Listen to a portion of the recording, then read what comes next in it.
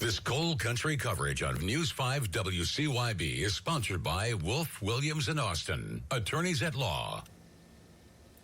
This year marks the 35th anniversary of the Pittston Coal Strike in Southwest Virginia. In the spring of 1989, nearly 2,000 United Mine workers walked off the job after contract negotiations with the Pittston Coal Company broke down. The strike attracted national attention, with Dickenson and Russell Counties becoming ground zero for the last great American labor conflict of the 20th century.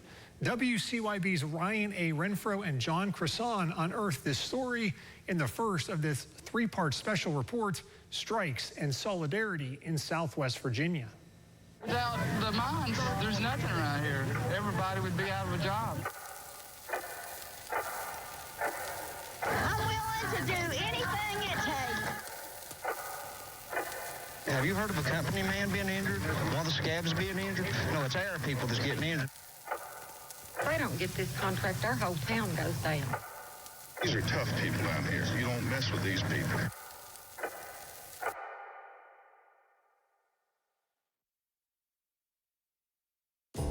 This is rich, wealthy land. And God gave us this land. God gave us His coal.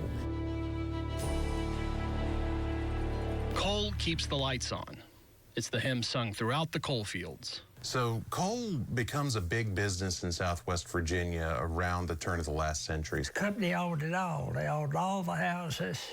They owned all the business. If you got arrested for a crime, they took you to their own jail. The company owned everything. They owned you. They owned us. These coal company towns began appearing across Southwest Virginia, and this was the only way for many of those who lived there to earn a living. And at that time, you couldn't really make no money unless you was working for the power company, in the mines, or the telephone company at that time. All my people worked at the mines. My dad and his brothers, all my uncles. That's the only job it was back in those days. To understand what occurred in 1989, we must go back, all the way back to the 1930s, where modern American labor law was forged. In 1935, President Franklin Delano Roosevelt signed the National Labor Relations Act into law, known as the Wagner Act. This established the right of private sector workers to organize into unions and seek better working conditions without fear of retaliation by employers. The UMWA was founded out of the merger of a couple of different mining unions that existed in the 1800s. You can think of it like an individual finger really doesn't have a whole lot of strength on its own. But if you have a bunch of fingers together, it makes a fist, and that has a lot more power. Following World War II, unions recruited aggressively and went on the offensive for better wages and working conditions. The union fights for safety. That's priority. The union protected your family. The union protected you. Those who work in coal mining say it can be dangerous work, and it takes its toll both physically and mentally. People just don't know how dangerous it really is if you've never been there. I mean, I've had rocks fall on me, God forbid. I've never been hurt real bad. I've hurt my knees and back, just strange, and broke a finger one time. When your family worked in the coal mines, you knew what their life was going to be like and the things they were going to have to live with. Once you're put 20 years in a coal mines, you need health care. I think any job that you do, if you do it long enough and you do it well, it becomes a part of you. In 1947, Congress, defying President Harry S. Truman's veto, passed the Taft-Hartley Act into law. It was a major blow to unions and brought about the so-called right-to-work laws, which states that a person cannot be compelled to join a union and pay union dues. Virginia and Tennessee are right-to-work states. The United Mine Workers Association president, John L. Lewis, known for his aggressive tactics, adapted to the new paradigm. From the time I was a young girl, I would hear the record players of John L. Lewis, but he got the attention of Congress. And that's when you started seeing really good union leaders come out. In 1950, the UMWA and the coal companies agreed to a contract that would dominate their relationship for the next 20 years. Lewis and the union accepted more mechanization of the mines and fewer jobs, but in return got better wages, benefits, and more money for the retirement fund. I think a lot of people forget what brought those good-paying jobs in the first place, and that was definitely the union. The 1950 agreement also resulted in the formation of the Bituminous Coal Operators Association, a trade organization comprised of coal companies that was formed to negotiate contracts with the UMWA. To be honest with you, one time, and people can't find this hard to believe, but if you went into a union mines, the company signed you up. The company was our biggest ally, even in right-to-work states.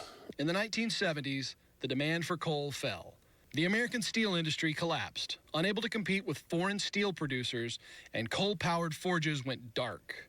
Coal companies faced new pressures, too, with environmental regulations and new worker safety laws. Coal was on the decline in the 80s. There had been a little bit of a bump in the 1970s because of the oil crisis, but after that sort of ended up resolving, a bunch of coal operators were trying to figure out where can we cut our costs. The 1980s saw the ascent of Ronald Reagan as president. Several unions endorsed him, including the Teamsters and PATCO, the Professional Air Traffic Controllers Organization. And Reagan, the former Screen Actors Guild president, pledged to work with the union to iron out any issues.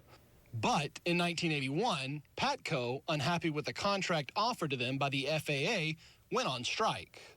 It is for this reason that I must tell those who fail to report for duty this morning they are in violation of the law, and if they do not report for work within 48 hours, they have forfeited their jobs and will be terminated. End of statement. This time in the Republican Party, they were not pro-union. They were pro-business. The union held firm, but the government found replacement workers. The Republican Party was primarily still seen and still regulated as a small government entity that really was more seen for the wealthy versus the working class. 2 days later, 11,000 air traffic controllers lost their jobs.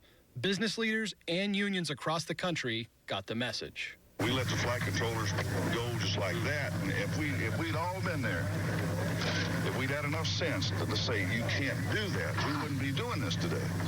In 1982, the UMWA chose Richard Trumka as their leader, and he adjusted their tactics. We would strike for a couple weeks when we had contract talks and go right back to work. After that, we'd have a good contract.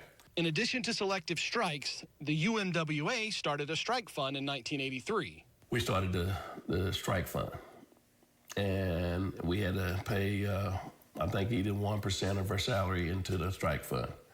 Well, this thing built up, and it got up and real quick, because at that time we still had a lot of members. In 1984, UMWA went on strike against Massey Coal. Massey was attempting to break out of union contracts and move its coal production to non-union labor. One of the big reasons that it ended up failing was Massey was very aggressive at their anti-union tactics. They brought in private guards. State police was deployed, and they would actually fire into miners' houses.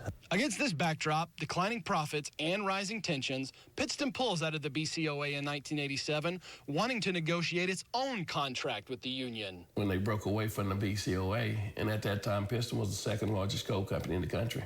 Pittston and the UMWA came to an agreement, but by 1988, Pittston still struggled to turn a profit, and the contract expired. And in 88, that whole year 88, before the big strike hit, we went to work every day because our officers said we need to do this. We worked 14 months without a contract. Never had done that before.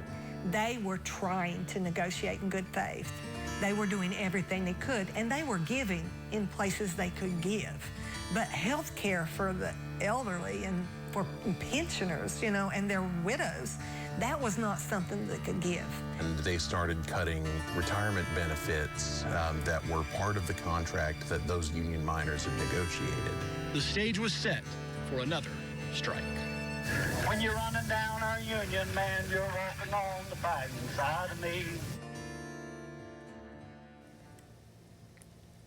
After working 14 months without a contract, UMWA prepares to call the strike. Find out what happens next in part 2 of Strikes and Solidarity in Southwest Virginia tomorrow, right here on News 5 at 6.